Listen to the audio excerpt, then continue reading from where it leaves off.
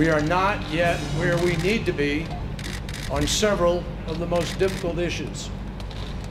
And the truth is that while I completely agree with Foreign Minister Zarif that we have never been closer, at this point, this negotiation could go either way. If hard choices get made in the next couple of days, and made quickly, we could get an agreement this week. But if they are not made, we will not. Welcome back to the World Over Live. That was Secretary of State John Kerry on the negotiations between the United States and Iran to come up with an agreement on a nuclear deal.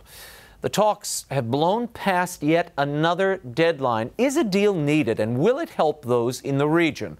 And what of the newly announced U.S. strategy against ISIS?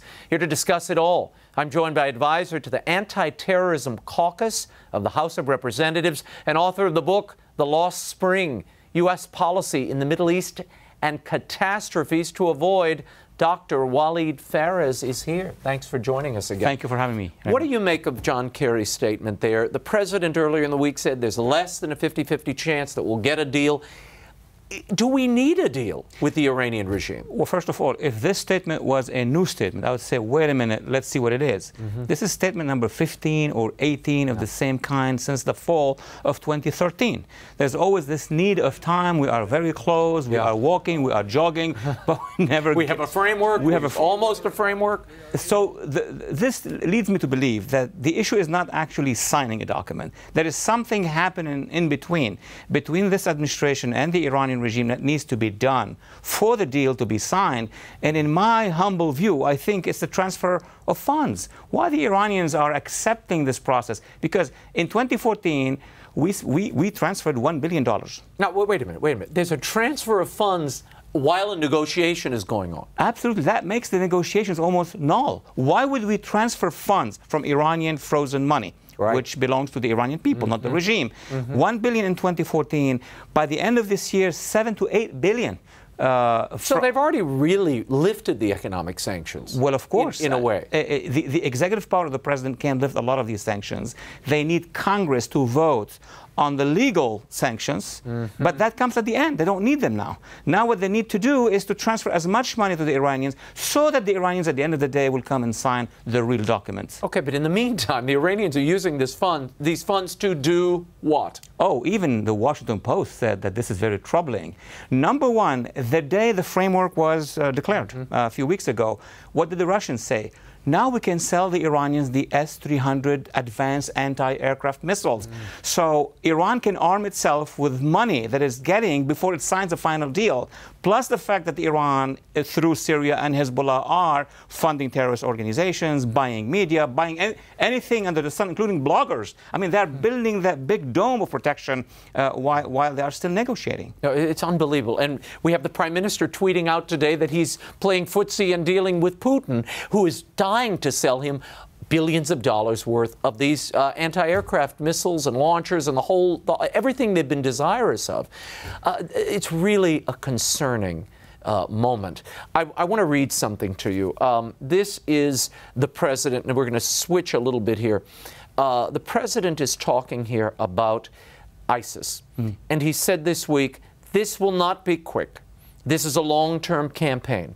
It will take time to root them out, and doing so must be the job of local forces on the ground with training and air support from our coalition. Is that possible at this point? Well, there are 2 points, Raymond. Number one, yes, it could take a long time if we are doing something in between. If we are advancing inch by inch by inch, I give credit to the president. Let it take 5 years, but we're not. I mean, we take one city from ISIS on the one hand, let's say Tikrit, they take Ramadi. We actually put pressure on one city, they take half of Syria. So basically, we are not really changing. It looks more like World War I than actually Normandy and Okinawa. There is something wrong in this strategy, and actually ISIS is comfortable with this strategy at the end of the day. Well, they're saying here, and the president is proposing this plan to stop the illicit funding of ISIS, I guess by giving billions of dollars to Iran behind closed doors, but that's separate. He says he's going to arm so-called moderate Syrian resistance forces. Who are these mystical people? Again, and the statement is great. I wish the administration was arming the moderate, so-called moderate, or real moderate Syrians. Are there moderate Syrians who are willing to be armed? The moderate Syrians, Raymond, this is going to be a little bit tragicomical. The moderate Syrians that should be armed are coming, including to Congress and to the European Parliament, and telling us, why are we not armed? So on the one hand, we're saying we need to arm them. Who are we ending up arming? Those who are close to the Muslim Brotherhood, right? Or the mild Islamists. And how many among them, by the way, 70, 90? Well, 60. Apparently 60 is what Carter is saying. 60 people we have actually trained so far. This is costing us millions of dollars. And this begs the larger question. Why the heat? Why the zeal to overthrow Assad? It seems to these eyes, as bad as Assad is, and I know he uses gas on his people, he's a terrible dictator. There are lots of bad dictators around the world. But the fact is, he's holding ISIS at bay, isn't he? Well, first of all, before even getting to Assad, okay, which is a different story for the years to come, you have ISIS. ISIS is in control of half of Syria. And my question would be, why aren't we arming the Kurds who are fighting ISIS? Why aren't we arming these Christian Assyrian Syriacs in the northeastern part of Syria? Why aren't we arming the real moderates who are closer to the Jordanian border? Why aren't we now arming Jordan to fight and help us? So there is something wrong in the strategy, which is keeping the status quo as it is. What's the problem with the airstrikes? The president keeps talking about airstrikes and that these have been successful against ISIS. We saw a leader of ISIS taken out, Shahid, by one of these airstrikes. Is that the way to go? No boots on the ground, just keep dropping these bombs? It reminds me, for those who understand World War II, the drôle de guerre, the funny war between the French and the German for 9 months. I mean, there were strikes, there were airstrikes, but nothing really happened on the ground. Every single airstrike that we do is by itself successful. But if it's not followed up on the ground by a real work against ISIS, we're still airstriking for many years. It's amazing. What effect are the Kurds having in this region? I was speaking to some Iraqis just the other day who said, you know, the Kurds are taking a kind of wait and see in some of these areas. They're letting ISIS clean, if you will, out an area, and then they go in when it suits them. Well, yes, that's a Christian Assyrian Syria criticism of the Kurds because of what happened in Nineveh Valley and because of what happened in some villages in northeastern part of Syria. But this whole business of what should the Kurds do, how should we handle the Christians, has to do with our strategy here, because they see that we are not doing much. We are not coming to actually change things on the ground. So each community, yes, one has to admit, they're doing their own little strategy for their own little community, and that explains it. Yeah. Let's broaden things a bit. I want to talk about that attack in Tunisia on British tourists at a resort. What impact is that having? What was the message there? Now Brits are clearing out. This was at one time a fairly prosperous vacation spot. Well, it is telling us many things, Raymond. Number one, inside Tunisia. Remember, Tunisia came from far away. It was under the rule of the Islamist party of Al-Nahda.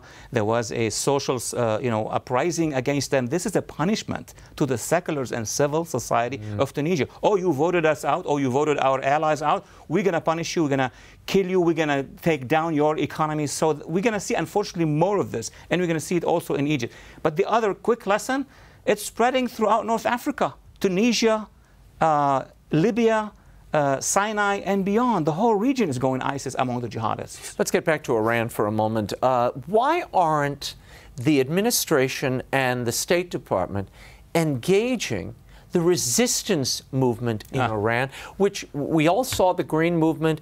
There was an uprising, and frankly, they got no support from the United States, and it fizzled. Why aren't we re-engaging them now in the midst of these negotiations when perhaps you could use them for reconnaissance or leverage?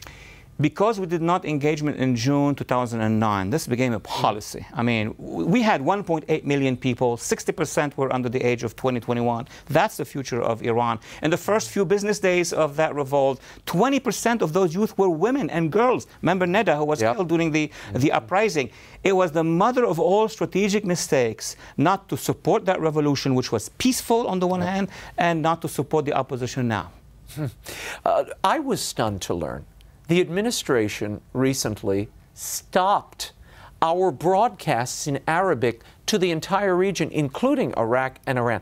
Why? And tell us about the history of that. That is a major problem. I'm glad you asked the question. There was Radio Free Iraq, which has been there since 1998, by the way, which has been able to interview and cover issues of Yazidis and Christians and Kurds and moderate Sunni and Shia, was listened to even inside Iran.